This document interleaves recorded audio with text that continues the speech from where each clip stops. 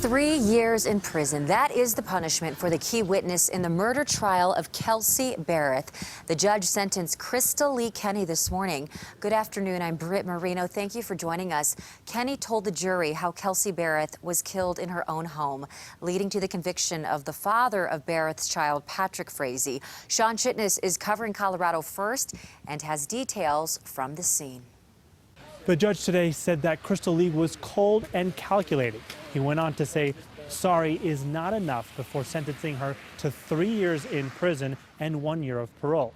Today in court, both sides had to try and argue what the right sentence was for Krystal. The prosecution, which used her as a key witness before sending Patrick Frazee to prison, now arguing that she deserved the full sentence of 3 years. But her defense tried to argue that because of her cooperation, she should have a lesser sentence, 1 year in prison. They even made a video with interviews of her family as well as friends in Idaho and presented it to the judge. Then those who knew both Krystal as well as Kelsey Berreth spoke before the judge, trying to argue on either side whether she deserved the full sentence or a lesser sentence. Ultimately, the judge agreed with the prosecution and said that she deserved to have that full sentence. The prosecution saying later they don't believe this sentence is enough and that she got away with a deal she didn't deserve.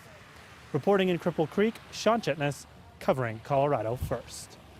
Attorneys for Frazee have just filed their intent to appeal his conviction and sentence. The jury convicted him of first-degree murder and sentenced him to 158 years in prison. The couple did have a child together. Now little Kaylee is 2 years old. Custody hearings were put on hold during Frazee's trial, but before then, a judge put her in temporary custody of Kelsey's parents in Idaho. Frazee's mother is also fighting for custody.